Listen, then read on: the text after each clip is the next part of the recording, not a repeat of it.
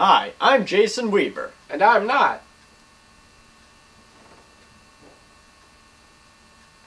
This is Storytimes, your one-stop shop for obscure anime reviews. People, what lies beyond this life is a mystery. Atheists will tell you that you rot in the ground. Various religions will tell you that you'll ascend to a higher plane of existence or get reincarnated. And agnostics don't know shit. Jason, what if I told you that when you die, a hyper-advanced supercomputer makes a clone of you and sends you and other recently deceased people to hunt aliens armed with only black latex suits and time-delay ray guns? Eric, I'd say the homeless man I sat across from on a train that kept talking about rebuking the sins of the world for the devil was on fewer drugs than you. Speaking of homeless people and trains, that's how... Eric. What? You didn't shut... Setting! Yeah, I figured we can do without that. It just seemed like something that wouldn't last in the long run, you know? Also, we hardly talk about the setting, so I figured...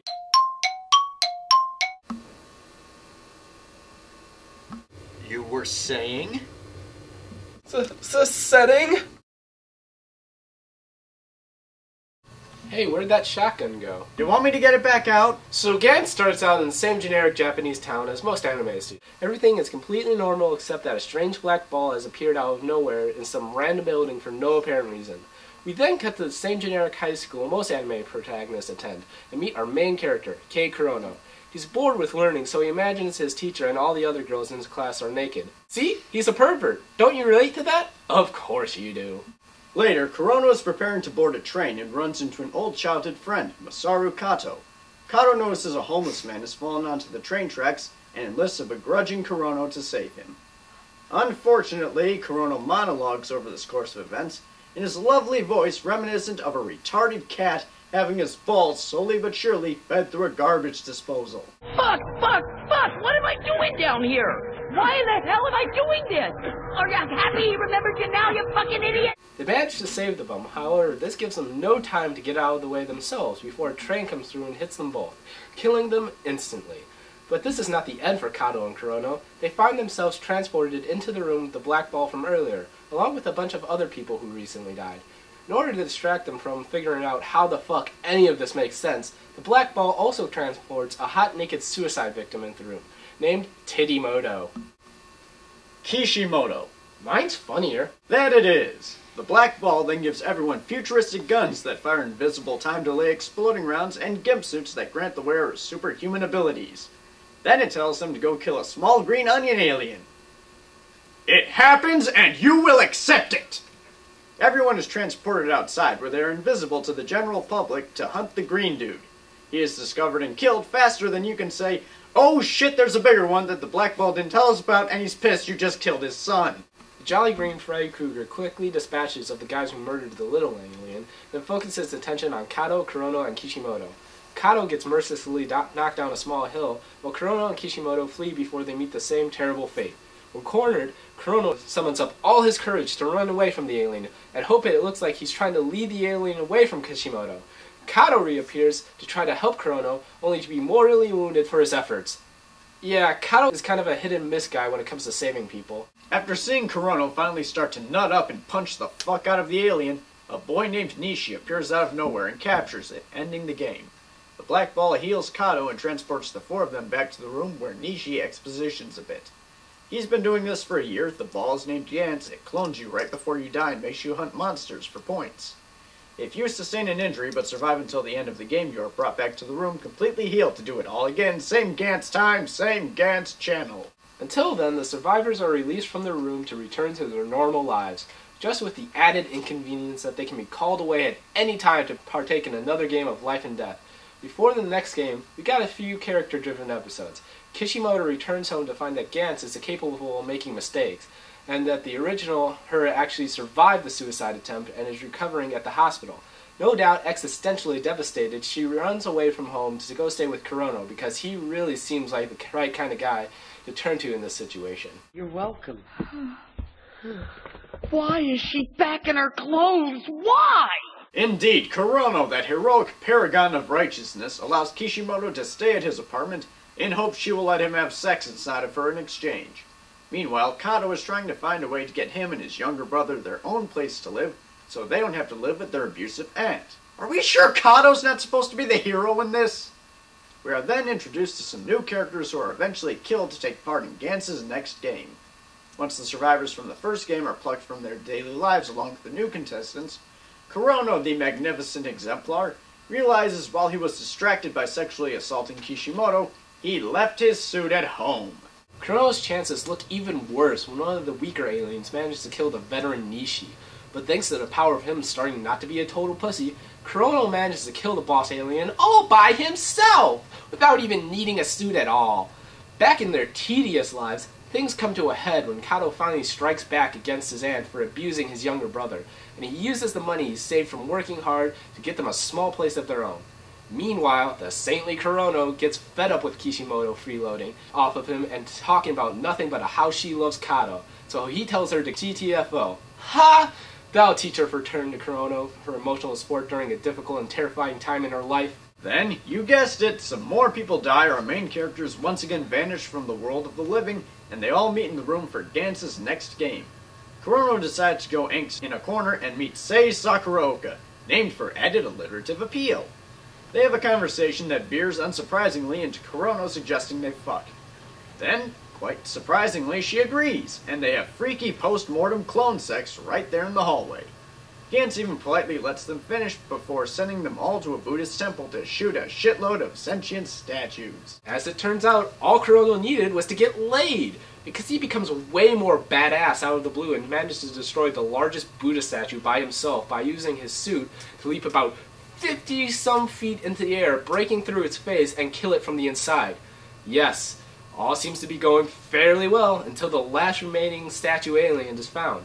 This statue can undo damage to itself, throw unlimited amounts of deadly acid, wield multiple swords, and has a laser beam that just makes things much more unfair. The Gantz team finds itself losing members left and right. While the bell tolls for major and minor characters alike, Kato finds himself the only able-bodied Gantz fighter left, Kurono having paid an arm and a leg trying to avenge Kishimoto. As Kato faces down the statue alien, the alien asks him why humans are attacking the aliens when the aliens had apparently done nothing to provoke them. Which is kind of a valid question. I mean, what kind of excuse is, because a giant black ball gave me a gun and told me to? But enough revelations that sort of serve as an allegory for the pointlessness of war. Let's have more blood and sadness! Kato and the alien kill each other, and Kurono is brought back to the Gantz room as the sole survivor of this senseless massacre, heartbroken and alone. And that's it for the anime adaptation of Gantz. Let's see those characters! Jason? What is it, Eric? Something about how there are no episodes beyond the ones we just talked about? There are still 5 episodes to cover. Why, Eric, you must be mistaken and stupid. No, there's definitely... Shut up! I know it's different from what happens in the original manga. I said shut up! I get it's non-canon filter that cuts the series short, but we still need to acknowledge... Shut up, shut up, shut up! Ooh, foreshadowing. You brought it up, you do it! Okay, Gantz brings Kurono back for another mission with a bunch of minor characters, and it says they have to kill Kurono. Half of them go along with it, half of them don't.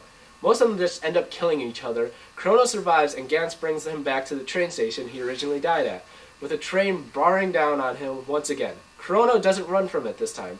We never see what happens to him, then Gantz disappears from the room it appeared in. See? Was that so bad? Yes, god damn it! In the original manga, Kurono goes through deep character development and grows into one of the greatest badasses I've ever seen, and inspires the world to live against its future victims, turning them into an unstoppable fighting team that take out whole armies of aliens and monsters that gets more epic every chapter! So excuse me if I think having this shitty ending is a disservice to the franchise! You gonna be okay? No! Characters!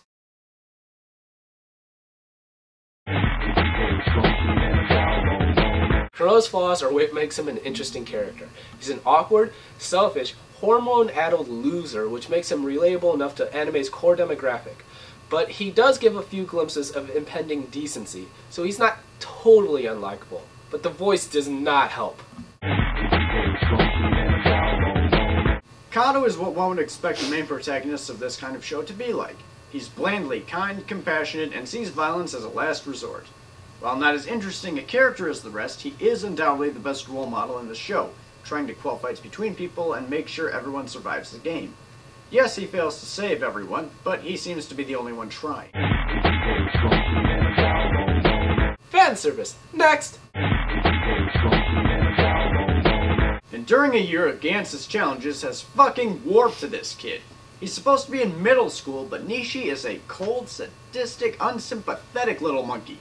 From his speeches about why everyone else is inferior to him to how quick he is to kill others, Nishi has been broken beyond repair. And he's awesome!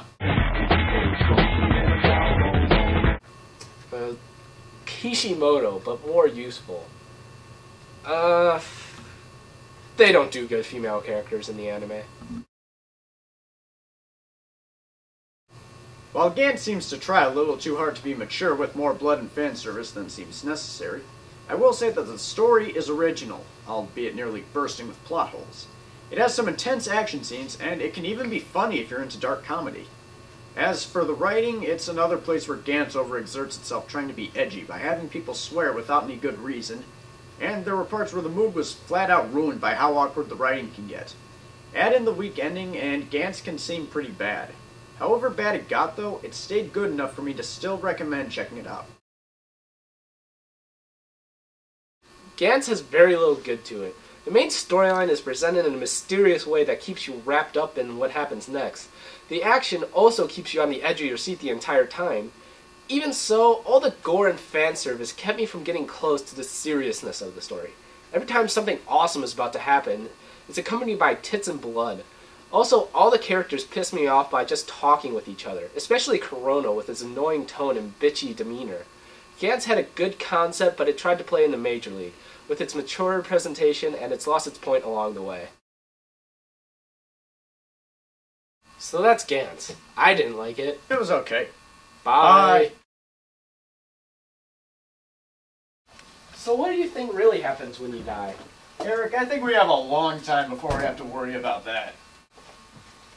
Ironic death. Bang, bang.